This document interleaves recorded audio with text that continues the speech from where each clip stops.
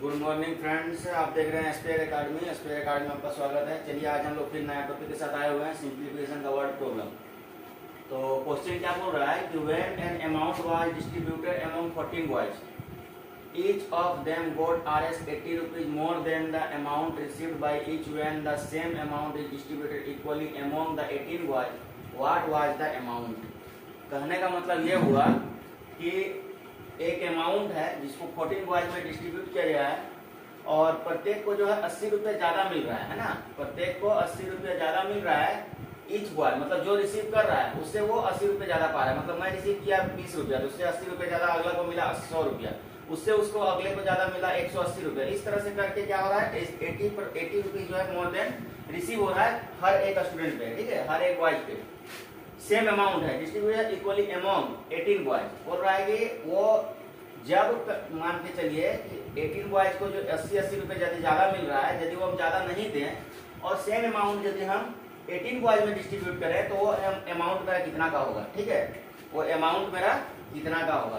तो इस तरह का क्वेश्चन को सोल्व करने के लिए सबसे पहले हम लोग क्या करते हैं, टोटल अमाउंट को लेट करना पड़ेगा। ठीक है, मान लीजिए मेरे पास टोटल अमाउंट है, हमको टोटल अमाउंट पूछ रहा है। टोटल अमाउंट हम मान लीजिए x रुपया है। अब देखिए बॉयज को यदि हमको डिस्ट्रीब्यूट करना है रुपीज में, ठीक है, तो टोटल अमाउंट यदि x रुपया और यदि 14 बॉयज में डिस्ट्रीब्यूट करना है तो क्या होगा, x/14 माइनस मोर देन बोल रहा है ना, मोर देन बोल रहा है कितना ज्यादा है, 80 रुपीज ज्यादा है। इसका मतलब क्या हुआ कि अगला बॉयज का जो होगा वो इन दोनों के डिफरेंस का जो आपका ये वाला जो आपका x/18 है वो 80 से ज्यादा है। मतलब वो प्लस में 18 प्लस x/18 जो होगा 80 प्लस, जैसे हम इसको लिख सकते हैं इस तरह से x/14 equal to 80 plus x/18। ये ना बोल रहा है क्वेश्चन में। क्वेश्चन में बोल रहा है कि आपका जो है 18 बॉय जो है वो 80 मोर देन ज्यादा रिसीव कर रहा है, ठीक है।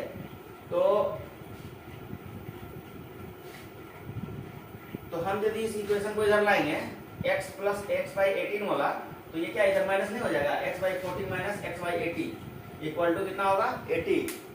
और जब इसको हम लोग सोल्व करेंगे तो एलसीएम आएगा 14 और 18 का 126, ठीक है। आप इसको इससे डिवाइड कीजिएगा तो ये आपका जाएगा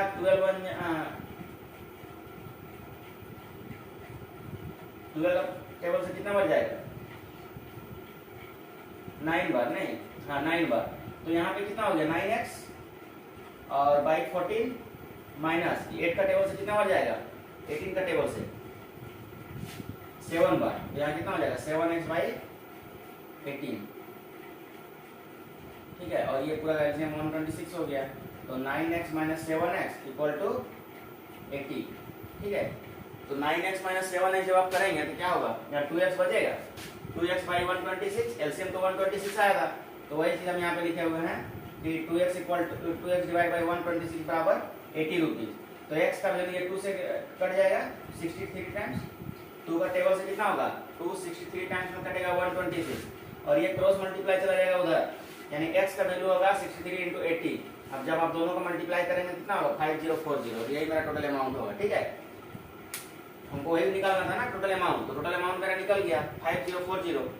अगला क्वेश्चन देखिए, अरुण एंड साजल आर फ्रेंड्स। बोलता है अरुण और साजल क्या है, दो दोस्त हैं, ईच है सम मनी, दोनों के पास कुछ ना कुछ पैसा है, ठीक है।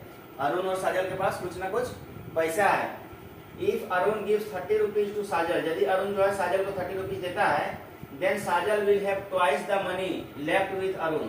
बोल रहा है कि यदि साजल को अरुण यदि 30 रुपीज देता है तो साजल के पास जो पैसा होता है वो आपका ट्वाइस हो जाता है, किससे, अरुण से। मतलब मेरे पास यदि 30 रुपया और हम यदि साजल को दिए, ठीक है, 30 रुपया हम यदि साजल को दे दिए तो उसके पास हमसे डबल पैसा हो गया। मतलब मेरा जो 30 था उसका वो 60 हो जाएगा, ठीक है।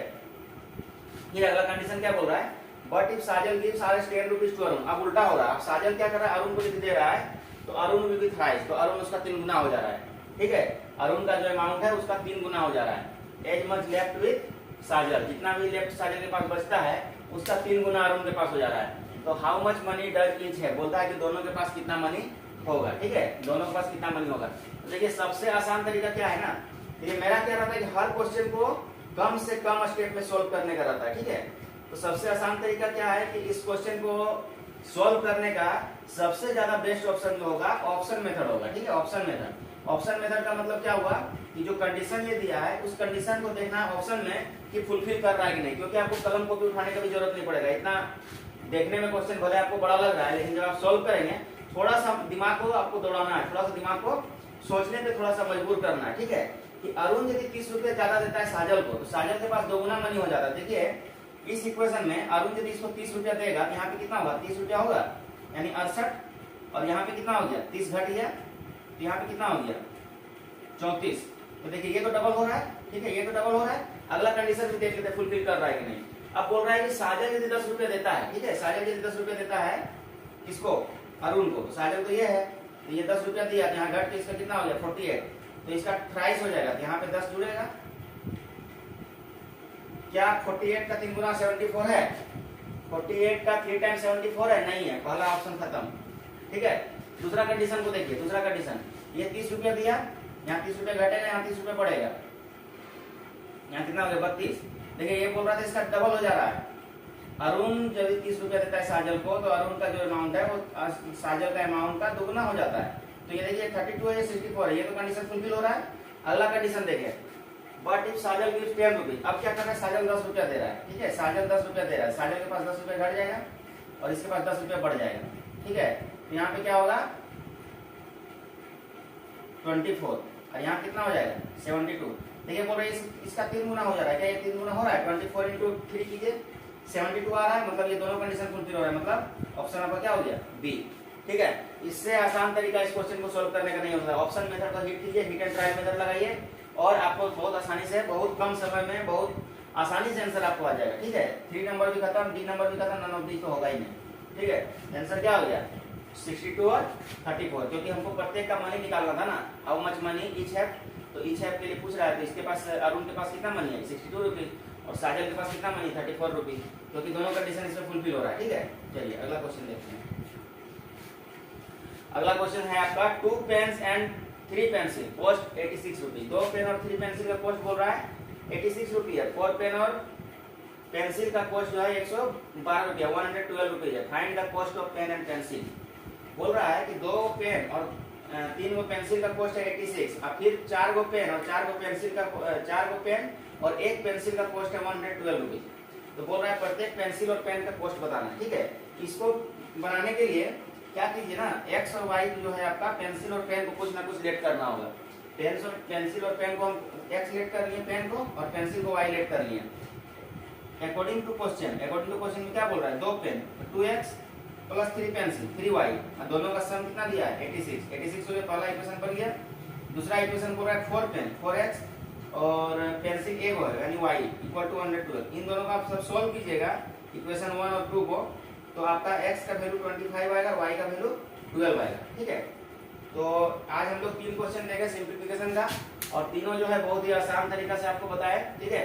वीडियो यदि आपको पसंद आता हो, यदि लगता हो वीडियो मेरा हेल्पफुल है, तो आप वीडियो को लाइक कीजिए, शेयर कीजिए, ठीक है, अपने दोस्तों तक पहुंचाइए, क्योंकि वीडियो बनाने में बहुत ज़्यादा मेहनत करना पड़ता है दोस्त, ठीक है। वीडियो बनाने में बहुत ज़्यादा मेहनत करना पड़ता है, तो आप लोग थोड़ा सा कोऑपरेट कीजिए। और हम लोग आगे का क्लास जो है सिंप्लीफिकेशन का क्लास भी देखेंगे, इसके बाद नेक्स्ट क्लास भी होगा सिंप्लीफिकेशन वर्ड प्रॉब्लम। तो आज हम लोग इसको यहीं पे खत्म करते हैं, ठीक है। नेक्स्ट क्लास में हम लोग मिलेंगे सिंप्लीफिकेशन का नया टॉपिक, नया क्वेश्चन के साथ। Thank you.